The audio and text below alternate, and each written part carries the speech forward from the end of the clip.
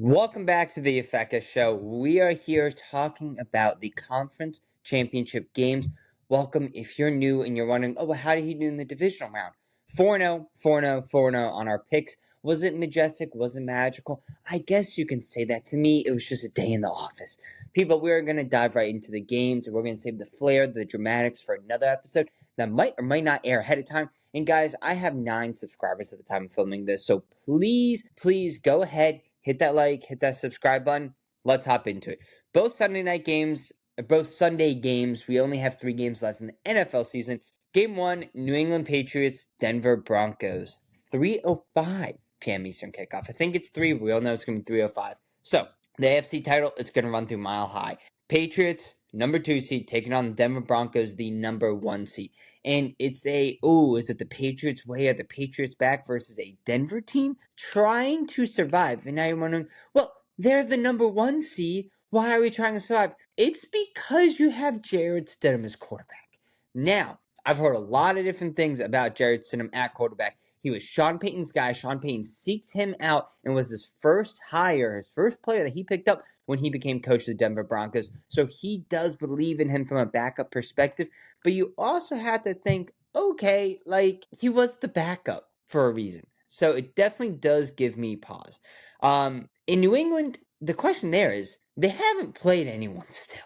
I mean, let's be honest, the Texans, CJ Stroud, and the offensive line, the Chargers, their offensive line. So still, will they have the easy path to the Super Bowl ever? Yes, I think statistically, by the numbers, they will have the easiest path ever. I don't think we'll see an easier path than this, just because of even in the playoffs, it should get a lot harder. But essentially, it's just a lot of teams that have just fallen off that they're playing. So right now the line is at Patriots -5, and the total is at 41.5, 21% of the bets and 18% of the money's on the Broncos. So we can see the public has the frame of mind of, okay, Jarrett Stidham at quarterback? Yeah, I'm going to go with Drake Maye. Last week, Denver did survive a 33-30 overtime against Buffalo. Was it a catch? Was it not a catch? It was a catch, let's be honest.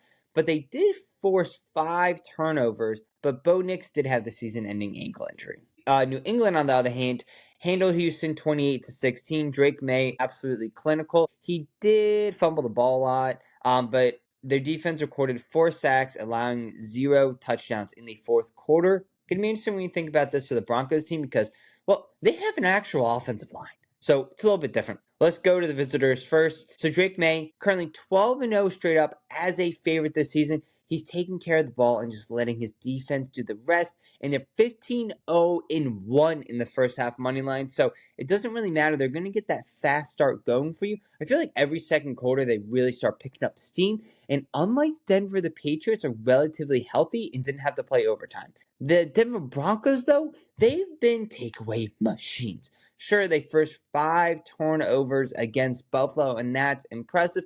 But they know how to get after the quarterback and absolutely sack him. So hopefully right now they're just what the kids call regression proof. And they always find the offense when they need it. What gives me pause about this Denver team is that they don't always know where the offense is at. It's kind of like whenever you have just like a way too small dog in the house and you're like, hey, Pipsy, and you can't find Pipsy sometimes. And then sometimes Pipsy's right next to you. You go, okay, where did you go? That's literally the Denver Broncos defense. Here one day, gone the next. And Jarrett Stidham, it's not like it's Nick Foles. He's going in fresh into the conference championship game. Look, with Nick's out, it's going to be tough for the playbook to really progress. But, people like RJ Harvey need to step up in this situation and just block and protect the quarterback and have him get the easy first downs. Mile High is still the toughest place to play. Denver is 9-1 at home this season, including the playoffs. I think Sean Payton as a home underdog is incredible. What's the stat? I don't know. Key matchup, a couple different things here we got to look at, right? First thing we already talked about is the backup quarterback ceiling. Since 2000, backup quarterbacks in a conference championship are 1-6 against the spread. And the drop-off from Bo Nix to Jarrett Stidham is big. But it's not like you're going against a team that doesn't really have a defense, more of a high-powered offense. No. This Patriots team, Gonzalez, will shut down a whole half of your field.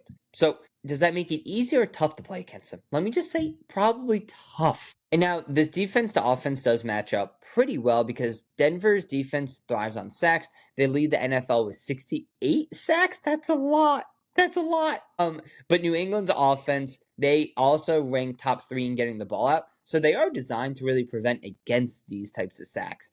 If Maye isn't pressured, he should be able to get good. Sure, the Houston Texans team were able to get after him, but I don't know. It was a rainy, wet day. So I do expect this game to be a bit different in terms of that. And now Denver, they have a +5 margin last week, which just says, hey, this is a regression candidate. And teams that come off a +4 turnover margin or better are only 42 the following week. So there's a couple things that do give me pause about this Denver team. That's not alone, hey, it's just a quarterback, but also their defensive matchup.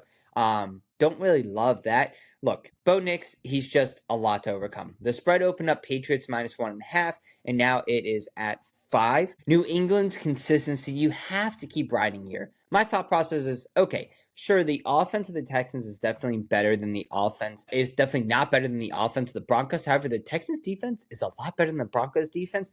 But the Broncos defense, sure, they're incredible. I just don't care. The overtime hangover effect is also real. You don't have your quarterback. There's a lot of things adding up that should be, okay, well, in reality, the Broncos really aren't that bad. Bo Nix to Jarrett Stidham might not be that much of a drop-off. I don't care, though. It's the devil you do know. Give me the Patriots at -5. I already snagged them at -4.5. If this does get to 6.5, 7, I will buy back on the other side. Just to be clear, right now when we're filming this 4.5, it's actually at 5.5 of some books. I don't think the sharps are going to let this get to a full 6.5 or 7. If they do, they're going to buy it up.